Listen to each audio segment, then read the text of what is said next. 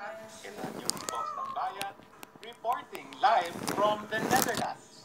Tayo po ngayon ay pag-uusapan ano bang itsura nitong kulong detention facility ni Presidente Duterte. Hindi niyo po talaga dapat tawagin siyang kulungan kasi wala po yung rehas. Walang hinaharikan na rehas. Siya po ay parang dormitoryo. Pero ang tawag po ng mga taga-Europe dyan sa facility na yan ay Hilton of Prisons. Bakit? Well, ngayon po makikita natin kung ano ang itsura ng detention facility ni Tatay Digong. No? Siyempre po, maganda man yan, ginunto ang hawla pa yan, ay hawla pa rin, pero at least alam natin na walang rehas na hinahalikan ng ating presidente. Saan ba po nakalocate ito? Ito po ay located sa Dahig. Ito po ay malapit sa dagat. Tabing dagat po siya. Kaya naman, ang Tatay Digong, no, kahit pa paano nakakaamoy ng singhot ng dagat. Kasi alam niyo naman, miss niya ang Davao dahil ang Davao ay katabing dagat din. Scheveningen, iwan pa ko ng pronunciation nila, napakahirap ng pronunciation nila dito sa Holland. No? So, Scheveningen ata yung pronunciation. Pero ang tawag po dyan ay Hilton of Prisons. Unang-una, wala pong rehas. Para lang siyang hotel talaga, no? Na room by room. Hindi po yan nakarehas. Ang kwarto nila, may kama, merong computer. Pantakin nyo yan. At doon sa common facilities, abay, meron pang kitchen para makapagluto yung mga detainees. At merong library. At, believe it or not, meron pang gym. Siyempre po, it is state of the art of prisons. Dahil siyempre, ang ICC, nais nilang isipin na talagang sila ay nagpo-promote ng katarungan at its best. No? Kaya pati yung karapatan ng mga detainees para sa makataong facilities ay sinugurado nila. Tera kayo, pasok tayo. Tingnan natin itong prison, yung detention facility ni Tatay Digong. Okay. Bakit kaya? I-flash na natin ang una natin larawan. Okay? Actually, sa aking computer ay hindi pa lumalabas. Ayan, ngayon pa lang lumalabas. Parang meron pa lang delay talaga. Pero anyway, bukod po doon sa, ito yung entrance na, no? Nakikita nyo na ngayon yung entrance, no? At ito yung pangalawa ngayon, nakikita nyo, ito yung mga kwarto. Nakikita nyo po na walang rehas. Yan po ang kwarto ng mga detainees, no? Ang bilis naman, dahan-dahan lang, no? Ang bilis. Balik mo doon sa detainees, kwarto muna ng detainees. Napakabilis! Naku, ano ba yan? Anyway, sige, mabilis po yan, pero babalikan natin ulit, ha? Yan yung mga facilities. Pero balikan natin at yan yung hospital. Okay, balikan natin. Okay, una, yan yung common kitchen. Stop. Yan muna yung kwarto. Nakikita nyo po ha, wala siyang kasama na ibang detainee. Tapos dyan po sa kwarto niya, meron pang computer. Bagamat hindi po siya nakakabit. Ito po yung entrance para siyang malapalasyo. Ito po yung mga kwarto.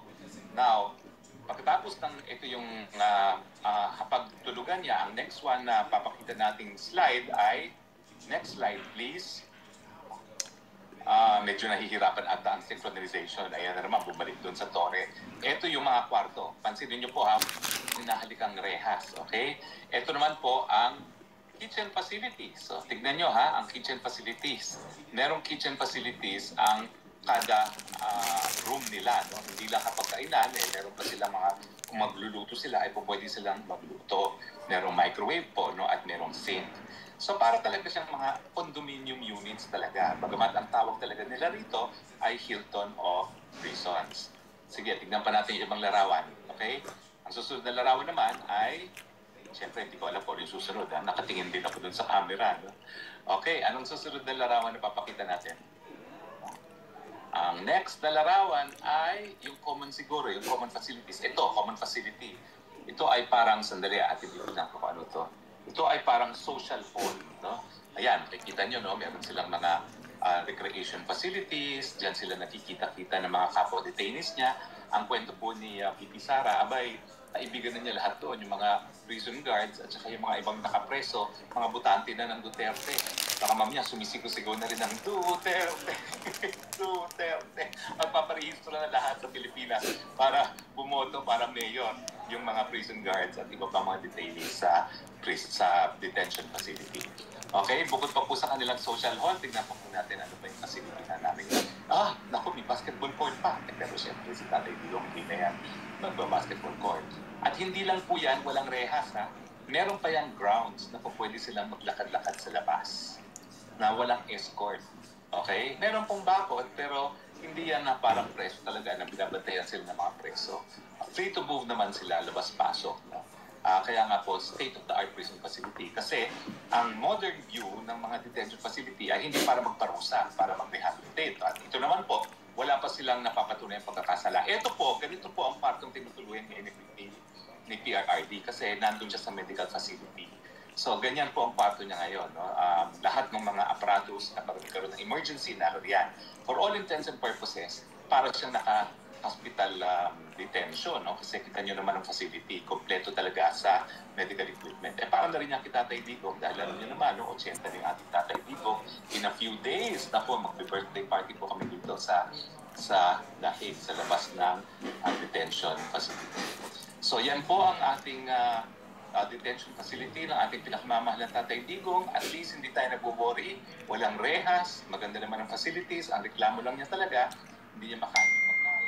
At ang sabi naman ni VP Sara, nagbigay na siya ng mga recipes para naman makatikim si Tatay Digong ng mga gusto niyang pagkain.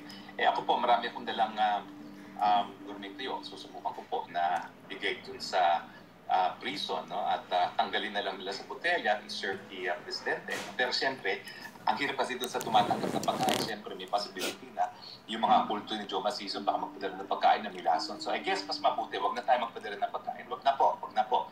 Dahil maraming kulto po dyan ang CPP-NPA dito sa Dahig.